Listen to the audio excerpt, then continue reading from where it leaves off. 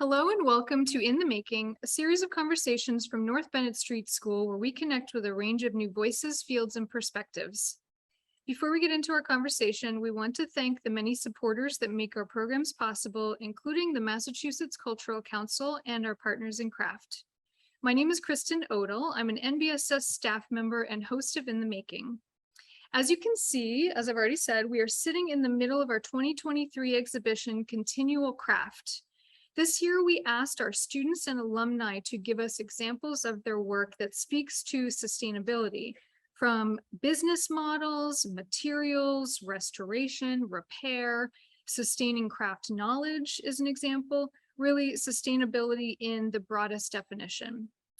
As I was building out the exhibition, I went down a rabbit hole of information on books versus their digital counterparts. Emails, memes, Google Docs, spreadsheets, all of that stuff. And I ended up in conversation with this wonderful person, Stephen Gonzalez Monserrate. Stephen is an anthropologist of cloud storage, an advocate for digital sustainability, and we are very lucky to have him here with us. And by us, I mean our bookbinding students who are on the other side of this camera. You can't see them. The whole reason for this program really is you. This topic cements why you're in bookbinding, and I hope that it's helpful, and I thank you for participating in it. Welcome, Stephen. Thank you. And how are you? Well, I'm doing great. Thank you so much for that really kind introduction. It's such a pleasure to be here. Sustainability is something I think a lot about in my work, in many senses of the word. So I'm really excited to think with you and talk about this further. And I just want to also say that I am very inspired by the work that I'm seeing in here, the art and the preservation of knowledge, the continuity and the creativity that you're all displaying in your works that are being exhibited here. And even in the audience, there's handmade journals and so forth. Oh yeah. So. Well, thank you for being here. As I mentioned, we're in a school, there's going to be some noise, and Stephen is going to present a slideshow, and then we will have some interaction with our bookbinding students on the other end of that. And we encourage you all to save your questions through the slideshow, and we'll answer them on the other side of that. Is that okay? Sounds good to me. Okay, awesome. So I just want to start off by saying my name again. I'm Stephen Gonzalez Monserrate. I'm a PhD candidate in a interdisciplinary program at MIT called History, Anthropology, Science, Technology, Society. It's a mouthful. We abbreviate it as HASTS. And I'm so delighted to be here, and I really appreciate the warm welcome. And also I had the chance to come here prior and to see many of these students in action, and what they do is so inspiring, and just it gives me a lot of hope for the continuity of many craft practices. And also, again, the creativity is just so inspiring. So if you are in the area, if you're local, please make a point to come out here and visit this school.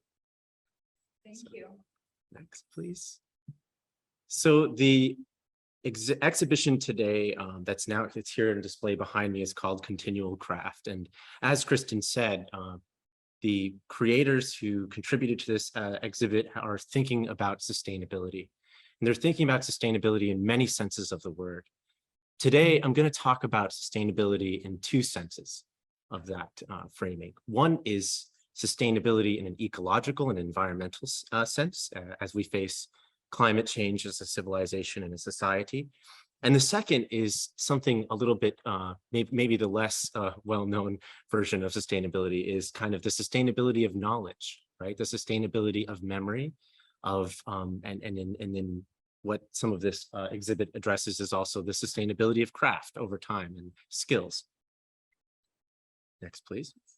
So I'm really just so inspired by this work, and what I've seen in some of these pieces is this desire to contest and reinvent the wheel, as it were, and put a stop to this relentless culture of waste that we find ourselves in, that is driven by a market economy that does not value deep craft.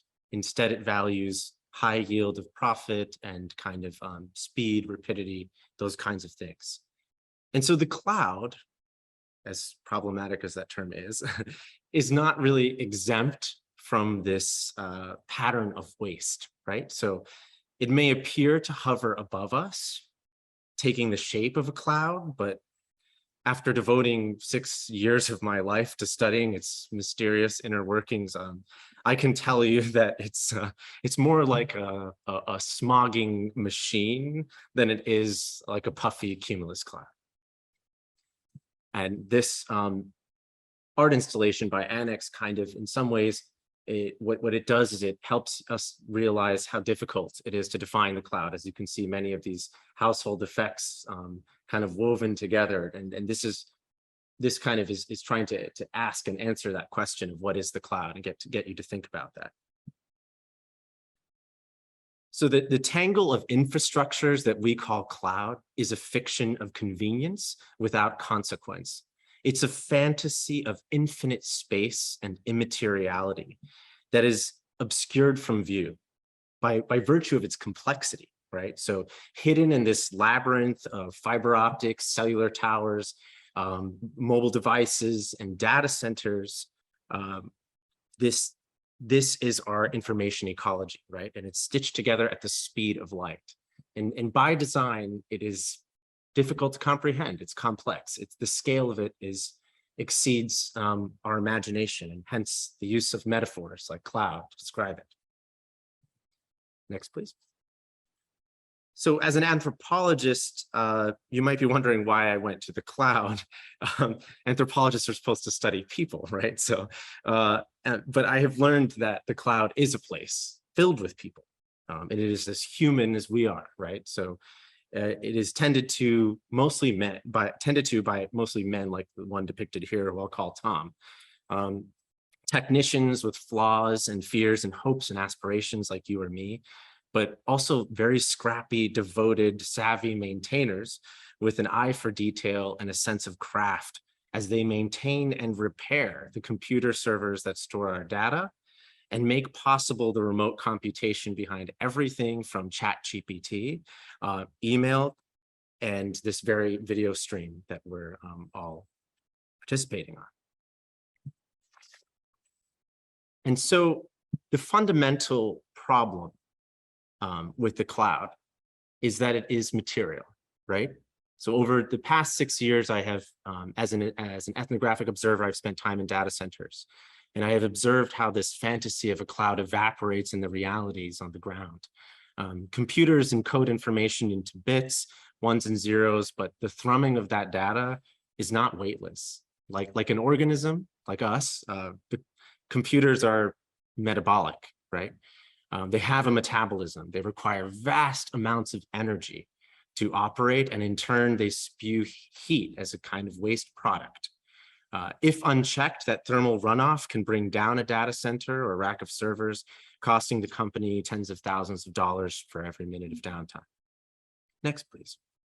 So you've probably seen this before in some way, shape, or form, this traumatic message of server unavailable, right? It's the never-ending loading loop, right? These kinds of technical hiccups remind you that there is infrastructure behind your digital experience that mediates it, even if it remains elusive or invisible, but it reminds you of its presence. Next, please. But technicians like the one depicted here, they hone their senses and their skill to stop thermal outages from occurring, to stop overheating. They adjust the air conditioners as needed. They crawl on their knees and pry open floor tiles to let more air into the facility to cool the hot electronics. They patrol the halls of data centers for any kinds of signs of outage, pests like rodents and other kinds of things. And they are, for the most part, very successful, which is why you don't see that message as much as you might expect, right? And that's why we get so frustrated when we see server unavailable. That's why we get so angry and irate, just because it's a rare experience relative to our total time online, right? But that rareness comes at a great cost. Next, please. So if we think about all of the devices connected to the internet, so everything from computers, laptops, to the servers and data centers, to all the we call ICT devices, that's the electricity that they consume is over 200 terawatt hours, right? So that's more than some countries. That amounts to 2% of global greenhouse gas emissions. That might not sound like a very large number, but that is the rough equivalent of the airline industry for a sense of scale, right? Next, please. So in addition to electricity, the cloud, like us, requires water to operate. So the solution to the energy problem, to the carbon emissions problem, was to turn to water as a coolant. Water is a vastly more efficient cooling media than air is. And so many data centers require water to operate. They turn to it. This is an example of that. It very much mimics kind of like how humans sweat, right? So it's an evaporative cooling system they use in deserts and other places with low humidity. Next, please. But as you can imagine, citing data centers in places where water is scarce, which is in the US, over 20% of data centers are located in vulnerable watersheds, right? This comes at a cost. Next, please. It creates a situation wherein farmers are competing with servers for data. It gives a new resonance to the word, to the nickname of server farm, right? So it's literally a farm in the sense that it needs water, and so do the farmers, to create food. And so we have a situation where they're competing. Next, please. In addition to water and the carbon emissions and electricity requirements, an unexpected side effect of cloud computing is noise. And so I spent a great deal of time in Chandler, Arizona, interviewing people who are experiencing noise pollution as a result of data centers clustered there. And they claim to have really serious health effects as a result of the constant sound that the diesel generators and the cooling equipment associated with data centers emit. Next, please. And that noise pollution is growing and spreading throughout the country. It's to places like Printers Row in Chicago, or Faulkner in North Virginia, where protesters like these and residents are gathering to try to seek justice from cloud companies. Oh. Oh, speaking of clouds. So in addition to unexpected pop-ups, there are also other issues that there are other kind of metabolic issues with the cloud, and that is one that I think is of particular relevance to all of you, and that's the physical waste of the cloud. And so kind of by design, devices like our cell phones, right, are they're built for obsolescence. Their obsolescence is planned in. And so the companies that create phones and these kinds of devices do not value repair. They do not value modularity and upgradability as a kind of feature of design. They want profit, and so they make you upgrade, right? And so in the same way, the cloud, the servers within the cloud that facilitate everything that we rely on have very finite lifespans of 2 to 3 years, and so this equipment is constantly cycled through. And just to give you a perspective, 20% of the e-waste generated globally, according to the United Nations, that is all that's recycled. The other 80% is not. And in 2019, that was 53.6 megatons of electronic waste. They end up in graveyards like this one in Ghana, where people smelt down the components for whatever trace valuable materials they can salvage, which is dangerous and harmful to their health and the ecosystem. Next, please.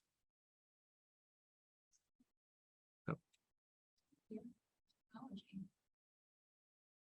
And so this kind of gets us to think differently about cloud. I mean, for so many people, the idea of cloud was marketed as a green solution. There was even a green leaf associated with the logos of many of these things. And so there was this sense that because less paper is required, less of this, that it must be better. But it turns out that the story is far more complicated than we thought, right? So it's contributing to the warming of the planet at the same rate that airlines are, right? In a way, the water is accelerating desertification, accelerating climate change. And this waste, this toxic waste, the noise, it goes on and on. And so the story becomes a story about ecological sustainability or lack thereof. And so now I want you to kind of think and take you back to the past, right? So to a different time and a different cloud. So thousands of years ago, the civilizations of the Andes created what I might say is the first cloud in history. And it was an informatic network premised on fabrics, human bodies as runners, and also specialized skill sets to encode and decode information. This is the cloud of Talmantin Suyu. And this cloud is predicated on computers made of fabric called quipus, human runners, and a vast system of roads that spanned thousands of kilometers in one of the most diverse and rugged landscapes on Earth, and a very specialized skill set to not only encode information into fabric knots, but also decode information into fabric knots. So this was a cloud, another cloud. This is the quipu, an example of this technology, which even some specimens are thousands of years old, and we can still, they're still intact, which is amazing and also humbling, given that many of our digital devices degrade within a decade to the point of not being accessible. And so encoded in fabric, in a sort of binary or Morse code or decimal-based code, we had a system of computation that was vastly more durable than the one that we use today. That should be 2023. And so that really does raise questions about our values as a civilization. So it's a culture of convenience. The technological affordances of the cloud are undeniable. We all enjoy the convenience. But there were some trade-offs made, and that's one of them, durability. So some other examples include Sumerian cuneiform tablets, which are the dawn of writing and literacy. And we can still read what were etched into clay by reed styluses. Another amazing example is the Tripitaka Koreana, which is a woodblock printed library which dates back to 1300 CE and has beautifully etched texts in wood blocks, right? Other example. And then a little more closer to home are books, right? So we have so many books, right? And they do have to be climate controlled. It's true, right? So as you might know, to preserve books, they do degrade, but they do not require air conditioning at the level that a cloud does. They do not require water at the level that the cloud does. They do not emit carbon at the same level. Yes, one could argue that killing the trees required to make the paper does, it's somewhat contribute to biodiversity loss and so forth, but it's a different scale. And so now I want you to think about the future. And so the future can go in many different directions, but there are some that are proposing alternatives. And in order to go into that mindset, we have to think differently. Next, please. So I'm really inspired by the work of speculative fiction writer Malka Older, who has coined the term speculative resistance to challenge dominant narratives or possibilities or worlds that seem unfathomable because of how entrenched they are, right? So resisting by inventing or imagining otherwise. That's the premise.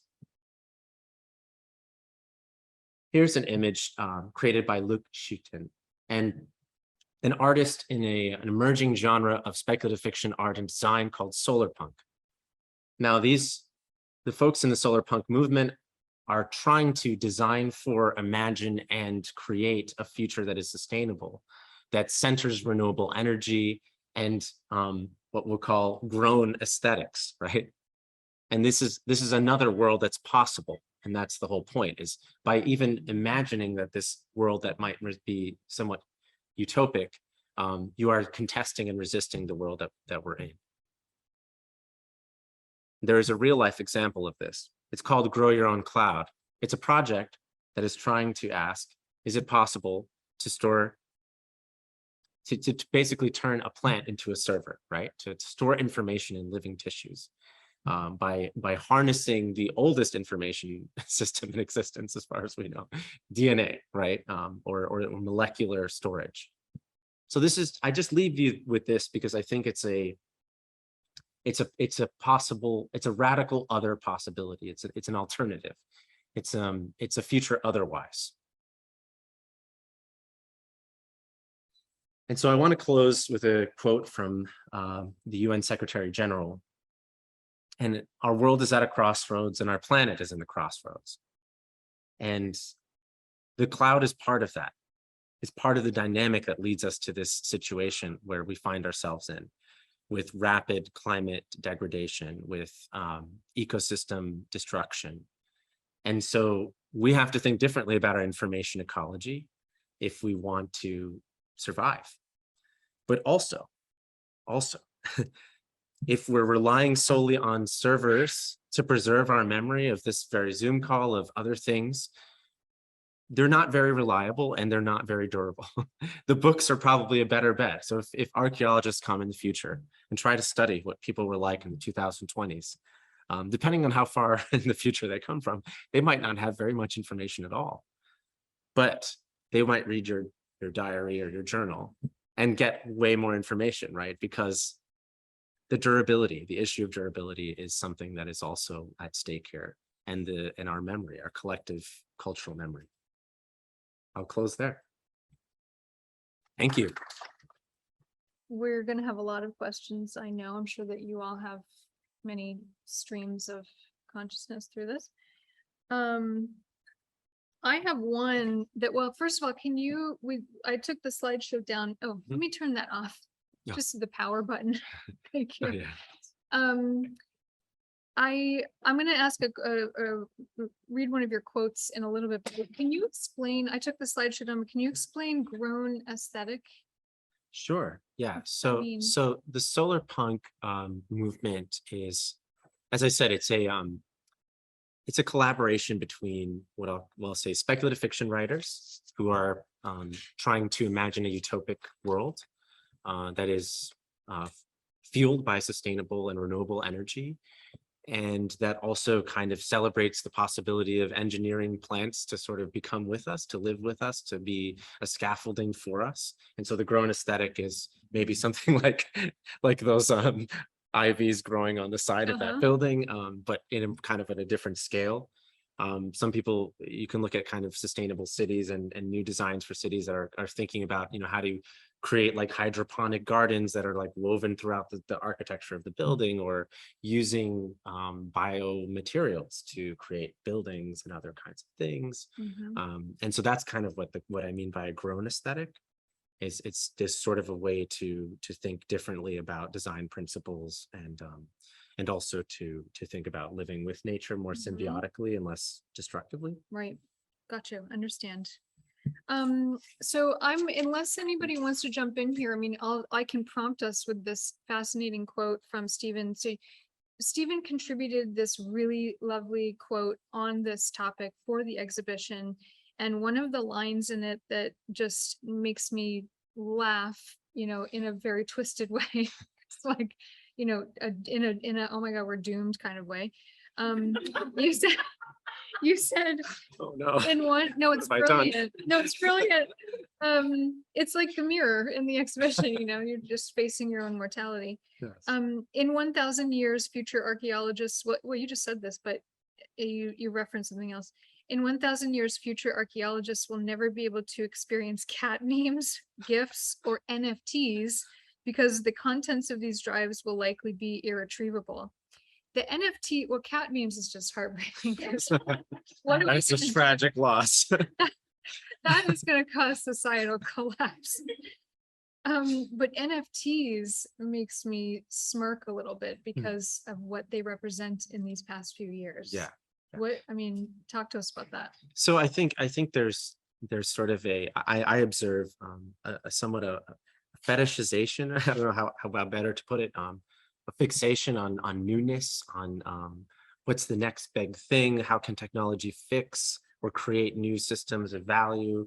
And so we have cryptocurrency is definitely, kind of that garnered a lot of attention. And actually in some circles, there was a the technology behind cryptocurrency is blockchain. And it's, for those of you who aren't familiar, it's kind of a system of proofing and validation using a lot of math. And what makes it great in principle is that it's something that we can kind of share the proof of work. And so we can certify, say, the legitimacy of this document or the uniqueness of this document. And so some people thought of it as a way to kind of democratize finance in some ways and governance.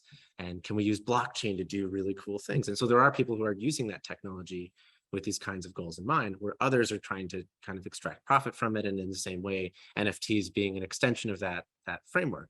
But I think built into that and premised on that is this idea that the digital is going to be forever, that it's indestructible, immortal, and it's an incredibly fragile technology.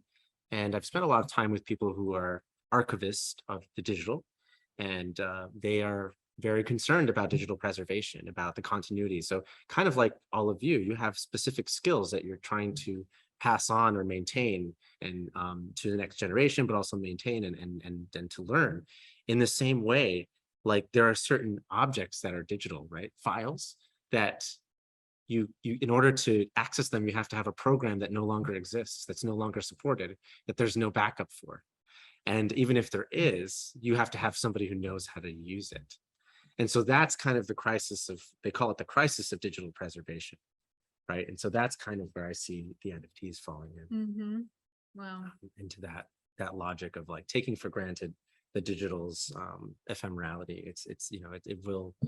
It might not be forever based on what I've been learning. A question from one of our virtual guests that might queue up some of our bookbinding students here around questions. How does the craft of bookbinding fit into this story? How do you explain NBSS students' desire to learn this ancient craft? Maybe you can answer that, and maybe you all have, so maybe one of you should answer that. If no one wants to, I can attempt to create a bridge, and then I would love to hear what you all have to say. I think that I named the talk, "The Cloud is Not a Library," and I did that on purpose because I think there is a conflation and sometimes misconception that the cloud is just like a place where we put data. It is that, yes, but it's also a place that we use to do computational work remotely, right? So we use it to render an environment so that we can like play a video game with other people, right? And have a shared user experience. We use it to kind of outsource computational work. And so it has two different functions. One is storage and the other is remote power to do lots of things like AI, for instance, right? So ChatGPT is like, we are using, your computer is not doing the work. It's being outsourced to Microsoft servers or whatever different AI application, right? And so I think I wanted to emphasize that the cloud is not a library for that reason, because it's also like an engine of all these things. But I think if we thought of it as a library, many of these problems would be different and might be solved, right? And I think because libraries are a great institution to think with as like institutions that are public, that welcome people to like participate in them and be part of them. Whereas for me to get inside of a data center to do this research was a nightmare. And I went through like a gauntlet of security, background checks, all kinds of things. And they're places that they're more like fortresses than libraries, right? And in that way, a lot of these companies have been able to get away with the things that I pointed out, the noise, the water, the carbon emissions, because the public has been kept out of the loop, and they're not really regulated. So that's why I think of when I think of libraries. And I also think like there's a scale of what you're doing that's different. You're making books and you're connected to this really long history of doing that. And it's, to me, that's very beautiful and inspiring. And also it solves, the kind of problem of what I said about durability, because the information that is in books can be retrieved at a future time without software or any of these things. And yes, like, okay, you can't leave it in like a moldy room, but it will likely with very little climate control, you can preserve it for a lot longer than you can a data center. So I'll leave it there. I feel like I kind of went all over the place, but any thoughts on that from the audience? Yeah. Yeah. You don't need to. You can if you want, but we can hear you. They can hear you. I was an archivist before I came to this program. And so when I was thinking. Okay, sorry. Okay.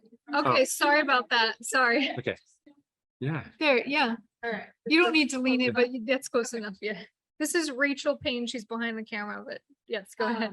So I was an archivist before I came to do the bookbinding program here at the school. And one of the things that I had a really hard time trying to explain to my bosses who were not archivists was that digitizing the archives was a way of creating access to information. It wasn't a way to store information. And so that's one of the things that I love about the physical book is that it is that durable as opposed to my file that I created 5 years ago that I can no longer access. Mm-hmm. So you're saying that someone has told you, or it's kind of clear as day that technology is not meant to last. It's just it's just supposed to be accessed right now temporarily. Is that kind of what you're saying? Yeah, I mean, my training, when I was getting trained on digital archives, a lot of it was talking about here's how you access it, here's how you store it so that we can keep it for when the next iteration of technology comes along, and then we can essentially transpose it to the next technology. Mhm. So what's the safest way to store it? To store a storage copy alone that never gets accessed. It's just waiting for the next technology. So we have as pure of a copy of it as possible I see. to transpose to the next Mhm. software or format. Okay. So I think there's like an interesting trade-off, right? Insofar as it does expand access in that, let's say this archive, I don't know where this archive is, but somebody across the world can go and like see what it contains or access these materials and do work on them without having to go there. And that's great. But yeah, there is that gulf between, but that doesn't actually make it more permanent. But there's this sense that people have that, oh, I took a picture of all of my notes and they're in a server somewhere. So they'll be, whereas like my notes are in a drawer, they're probably safer there than in a server, at least, in the sense of like a very long view of what that means. And I really liked your point about the file formats, and I didn't want to get into the particulars of that, but that's such an interesting problem, right? So that you have an application that can't open a file because the format is not supported because it's so old of a format. And so there's another level of like the archaeology of the digital that is just file formats. Mhm. Thank you, Rachel. If one of you have something to say, please just jump up. I'm gonna keep talking. Oh, Liz. Question. Sure. Also from an archives background, but specifically working with artists. And one of the things that we were talking with them about is lots of copies keep stuff safe. Blocks is like the principle that we share with them. Right. And Did you say lots of copies? Keep stuff keep safe. things safe. Keep Yeah. things safe. Yeah. So the acronym is LOCKSS. Gotcha. Blocks. Mhm. Basically locking down your information. But what we train them on is that like you maybe have 3 to 5 years before bit rot sets in on your external hard drives, the cloud. If you forget to pay your subscription, where does that go? Yeah. And particularly thinking about digital photographers who produce tens of thousands of images in just a couple of years, let alone their career. Yeah.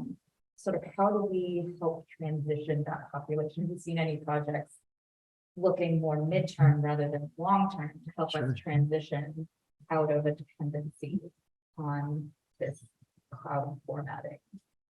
That is an excellent question. And it is something I've been thinking about quite a lot lately. Just the question. So I think the question was about sort of what are some nearer term solutions to many of these, the digital storage problem and the environmental costs of that, something that we could pursue sooner rather than later, especially as, we think of like photographers was a great example because they generate so many images and they require so much space, and they're producing it at such a high rate. So one really fascinating set of projects that I'm following as a researcher is the move to thinking about encoding digital information in optical glass of various kinds, so laser etched 5D glass and those kinds of ceramics in a very similar fashion to, like cuneiform. They call it digital cuneiform as a kind of riff on that previous technology. And so there are people in Microsoft is doing this with Microsoft Silica, but there are also other people, like there's this project called Memory of Mankind based out of Austria, where they're storing books and images in these like clay tablets, these ceramic tablets. And the idea is that they will also create a way to kind of transpose the information from the ceramic back into the digital. And what these projects kind of represent is what I anticipate to be a shift in making the digital storage system or our data ecology to be more heterogeneous, right? So that there'll be cold storage and hot storage. So hot storage being the cloud and cold storage being kind of like more like an archive. And these ceramics and glass technologies have tens of thousands of years of storage longevity, but also the density of data that they can store is much greater per like a square millimeter or whatever it is that the measurement is. And so there's a lot of promise with that kind of an approach and I think it is a possible solution in the short term. Yes, Nicolene, you'll have to project into the microphone. So actually going off that, because one of the things you've mentioned a lot is kind of just ease of access. Like you have a book, you can just open it, it's there.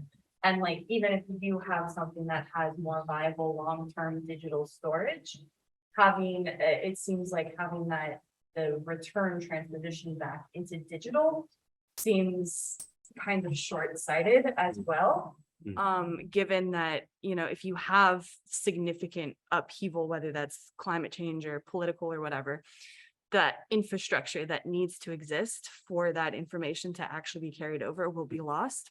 Whereas like if you have a book, it's a book. That's kind of technology that is as old as time for Western world, at least in that sort of codex format. And so I was wondering if you have any thoughts on that, I guess. Yeah, I think that's another great question. Is it's still the heterogeneous model is still dependent on there being a cloud, right? As the primary access point, whereas like the ceramic tablets themselves you might not be able to access them on their own unless they create some kind of device to do that, which would probably require energy to display the images and so forth. I did see that there were attempts to make the display holographic so that you could just like refract it through the light and see it without any energy. But this is an emerging technology. It's super interesting to see it unfold. But I do agree with you in the sense of like it doesn't really solve the problem, which is that we have created an information ecology that is fundamentally unsustainable, and we keep expanding, and the rate of expansion and growth is something that no one can really answer or predict really accurately.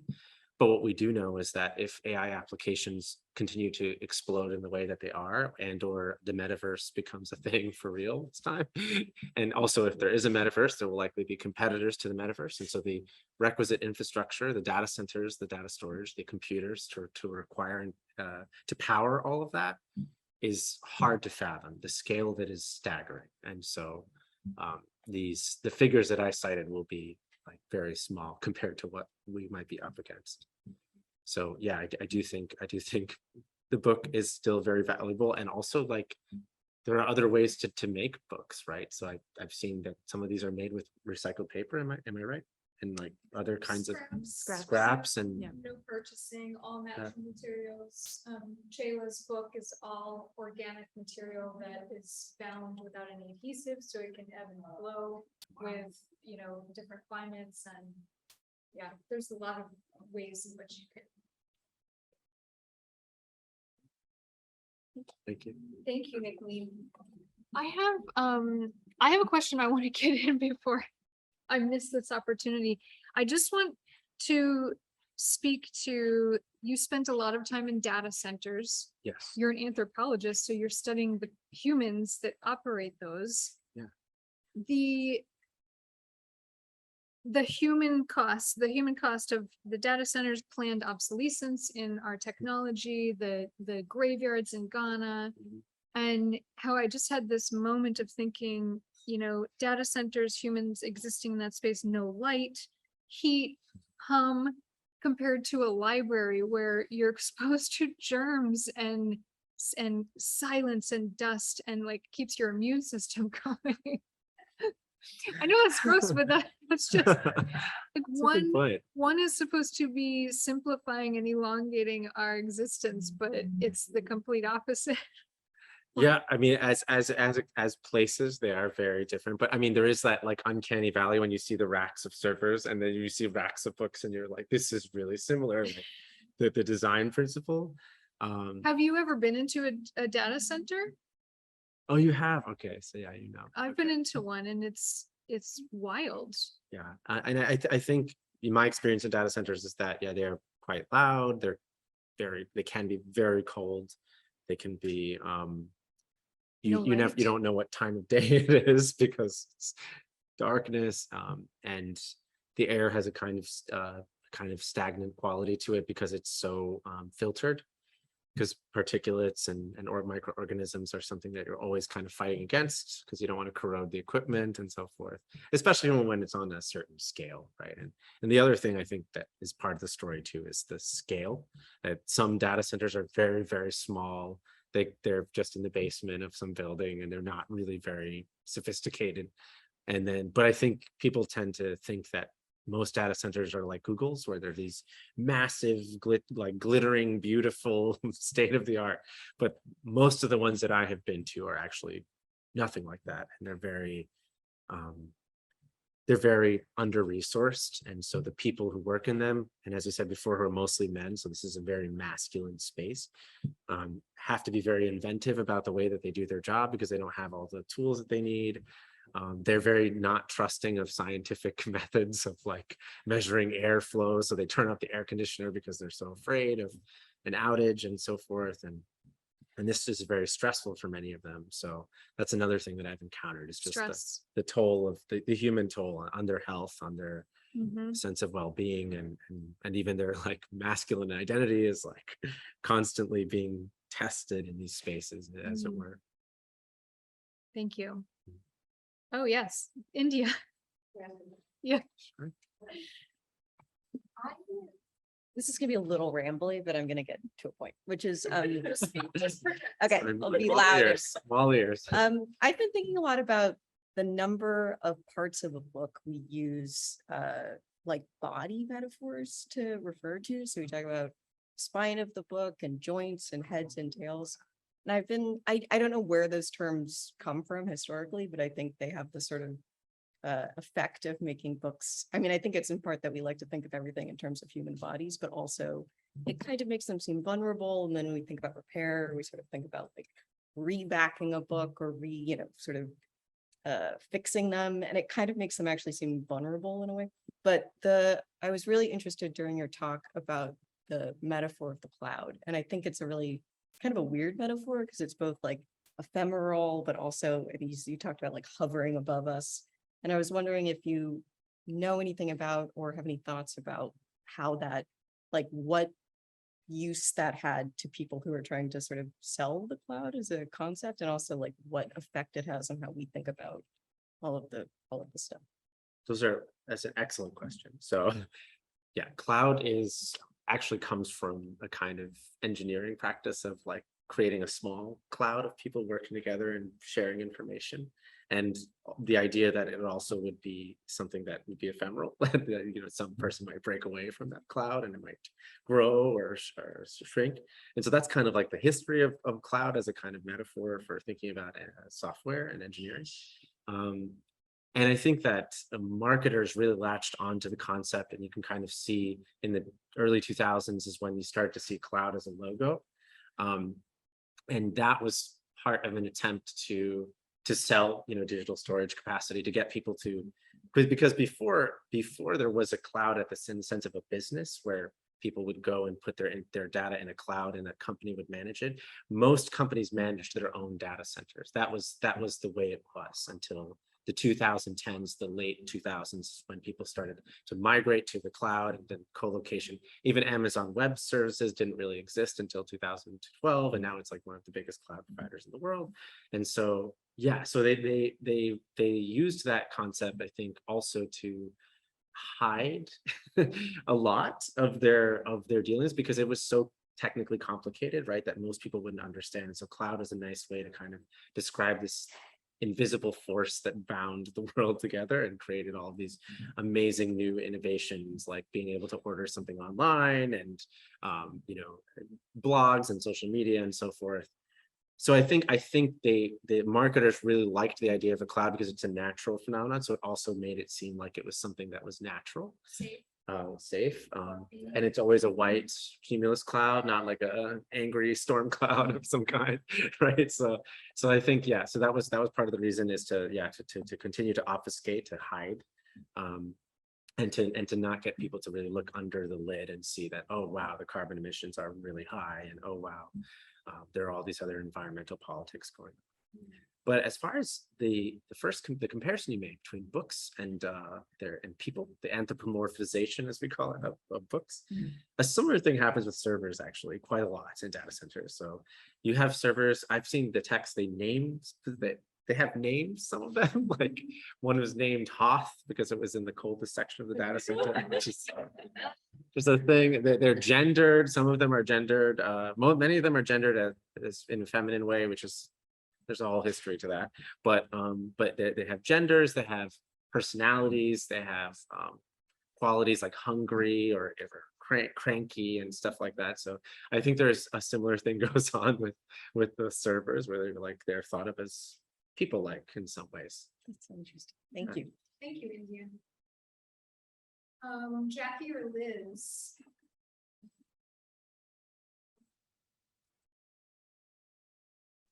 So you mentioned at the beginning of this talk that You need to speak a little. I need to speak louder. Yeah. Okay. Hopefully that's good. You mentioned at the beginning of the talk that you were studying the data centers as part of your research in the cloud, or into the cloud as a system. But what made you interested in doing anthropological research on the cloud in the first place? That's a great question.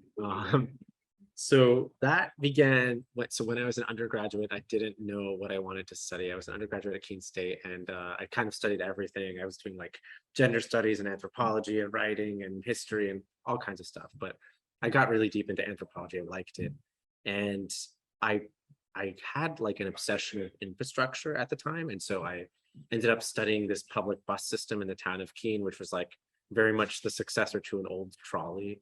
And I loved it. And I told my advisor, I want to go to graduate school and study the anthropology of infrastructure. And she looked at me like, nobody does that. That's weird. Then, and she was encouraging, but she was at the same time kind of skeptical, because it really wasn't a thing in anthropology to study infrastructure at that time. And then about 3 years later of me not going to graduate school because no one wanted to advise a project like that, I ended up working for a company that sold these sensors that measured air in really specific industries like clean rooms and labs and stuff like that. And then at one point, they told me that they had a client who was a data center, and I was like, "What's a data center?" So I went to one as a work site on a work visit. I was doing marketing at the time, and I walked in and I saw this man running around frantically, like fixing servers, and I just knew at that moment I couldn't hear anything. It was really cold and it was dark and dreary and it smelled weird, and I just thought, this is going to be my life.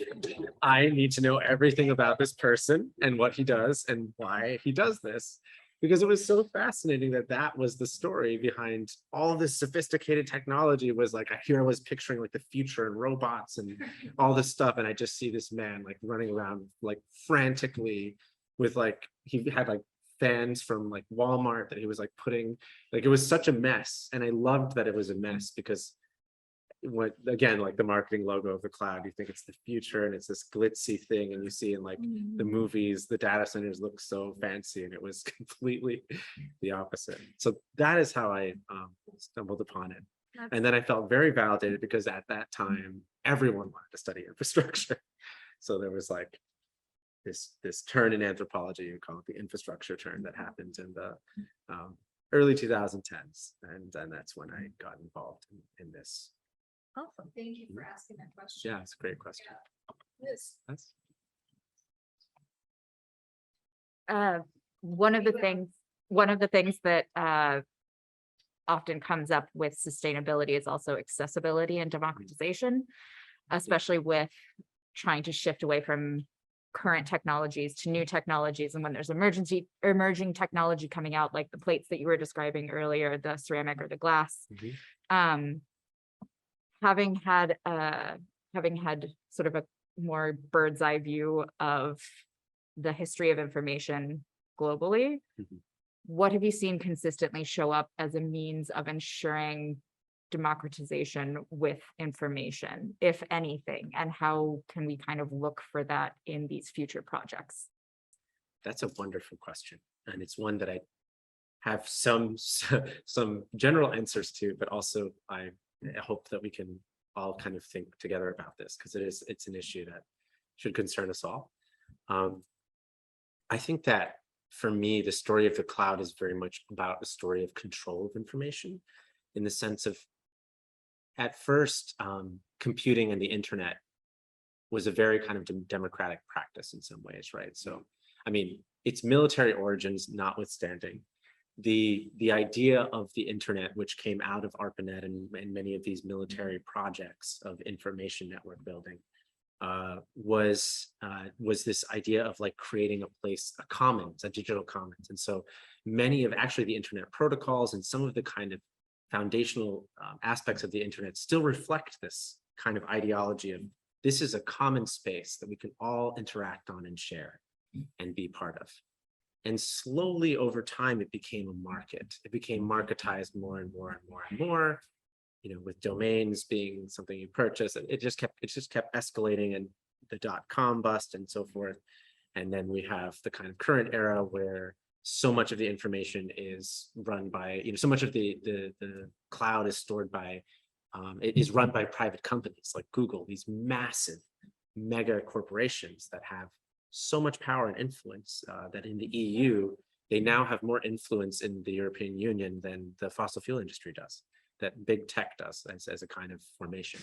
And not to say that, corporation equals bad or tech equals bad necessarily, but it does give us pause, right? That we have allowed these companies to essentially control our entire information ecology.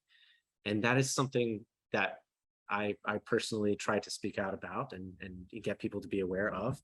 There are still other clouds and smaller clouds and intranets and so forth. And there are people who are doing the work of, trying to create, create corners of the internet that are more democratized and so forth. But I think that, regulation is something that is not talked about enough when it comes to cloud companies. The reason that we have the water situation that we do with them is that there are no regulations about water. There are barely any regulations worldwide for data centers. Compared to many other industries who have been around as long, they have like very, very little. And so to me, that might be one path to democratizing this, or to create more than one cloud, other clouds, right? Is there another way to do that, to think about, or reclaiming that original digital commons idea? So, yeah, Thank you. Yes, thank you. Thank you. Kind of going off of that a little bit, it seems like, so the idea of like tech companies being more lobbying power or weightier than fossil fuel lobbyists seems pretty crazy to me, but do you think it's because it's something that we depend on, but every year we get a little more removed, like we're more of the audience, and like we depend on being on the internet and like using a cloud, but we understand how it works less and less. And so there's like like every day we need it. But only a few people run it. Is like that lack of democratization in behind the scenes and like how the sausage gets made kind of a huge issue. Like, I think it is. It kind of freaks me out on the daily. Yeah. But is that something that like is part of your study or is something that you're thinking about? Yeah, it's a really challenging problem, and I focused my study mostly on that, how the sausage is made, as it were, right? So I focused on I didn't go to the boardrooms with the executives. I spent most of my time on the data center floor, pulling cables, doing what they do, the technicians do, right? To kind of sense what is it like to run the data center? What is it like to see the waste from within and not see it because you're within it, and so forth? And that issue became acutely apparent to me when I was there. And I would also go out into the community and in Arizona, for instance, and like hear about the noise pollution, but then go into a data center and work, and then they would have no idea what I was talking about, because their world was this loud world of servers and darkness, and the sense of community was not part of that. But I do think it is a challenge, because on the one hand, Google and Amazon, some of the larger companies have a lot of resources, right, to be able to actually do cloud more efficiently with like less energy and so forth. Whereas this, what we'll call the mom and pop shops of data centers, don't have as much resources, and so they are by their nature less energy efficient. And so some people in the some environmentalists and others have called for them for us to move all of our data to cloud. And what they mean by cloud is hyperscale data centers, like the top tier, because they're more energy efficient. But what that means is we're giving Google and all these companies even more of our data and even more control. And so it's kind of like a double-edged sword, where it's hard to say what's the better solution. But my instincts are that we should not rush to do that, even if we'll gain some energy efficiency gains. But I will also remind, and kind of go back to the water politics, is that the exact amount of water that these companies use is not known. And the reason that it's not known is because it's a trade secret in many instances, right? So because it's how they cool, it's their secret sauce. It's how they make, go back to to that metaphor, the culinary metaphors, right? It's their secret sauce. And so you can't know the exact quantity of water that they're using. And so they found out by other means, indirectly and so forth, people who are researching this issue. But it's and that's part of the problem, is that they've hidden that from us. Yes, a quick one. Yes, I haven't answered any of the questions from our virtual guests. Oh, but we might have to, no. it's okay. Okay, so immediately following off of that, the water use, I don't remember, I think it was maybe 5 years ago or so, I was learning about data centers that were trying to combine with desalination plants to do the two processes in one and get fresh water from the ocean. And I was wondering if you knew anything more about that, if that was a partnership that has been developed by more data centers and stuff like that. Yeah, that is something that they're doing in Sweden and other places, where they're trying to harness seawater as a coolant. And I think that that's a smart move, because I don't think, I don't want the final message of this to be, technology equals bad. I think that is, overly simplistic. And we've also seen how people are very creative in finding answers to many of the challenges that we face. And technology is one of those things where, if you think outside of the box and you find a way to solve many problems at once, you can kind of like solve the challenge.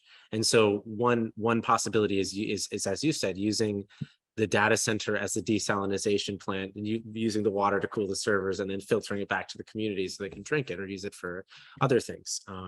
Another is recycling heat waste, which some data centers have attempted to do, to heat fish farms or homes even.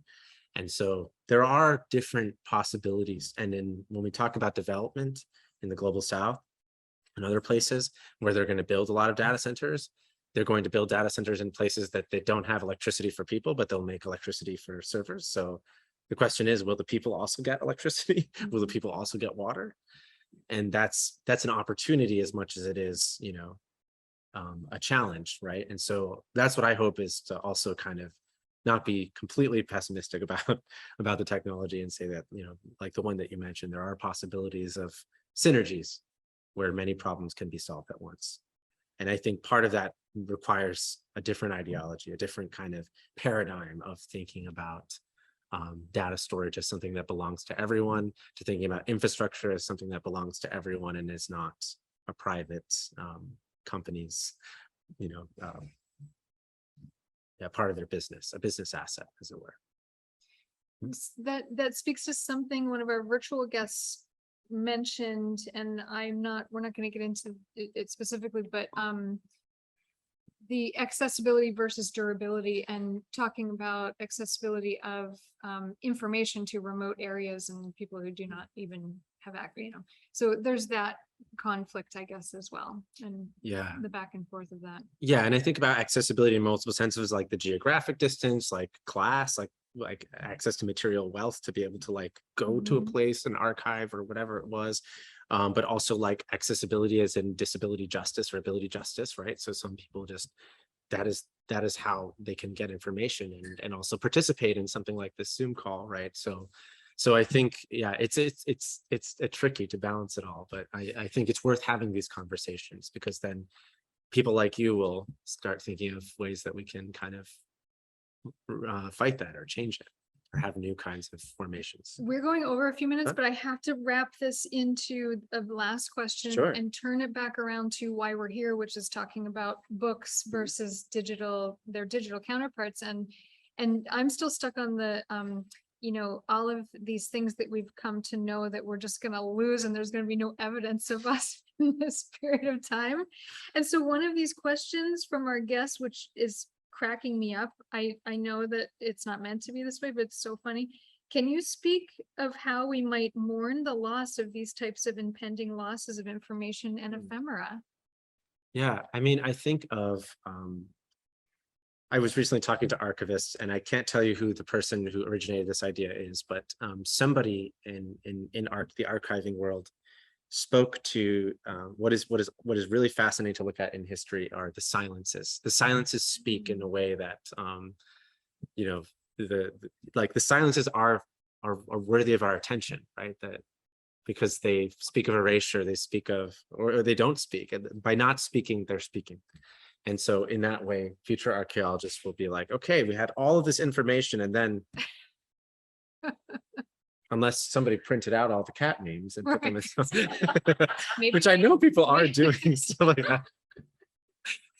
What do you think, just as a hypothetical, in your wildest dreams, what do you think they will say of this silent period of the loss of all of this?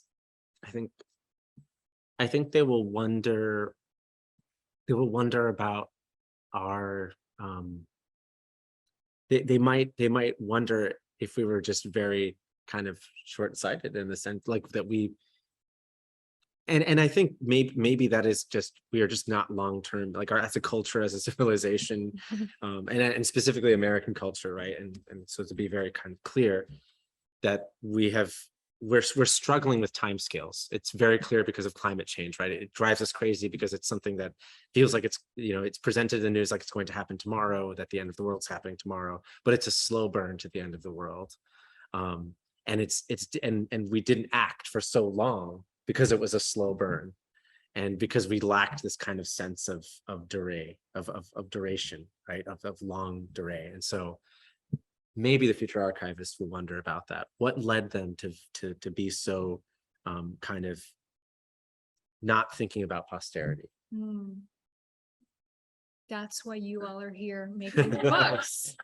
That is the top of our program. I have to plug in the exhibition, so anybody who's virtually here, please come to the school and visit the 2023 exhibition. It's up through mid-August.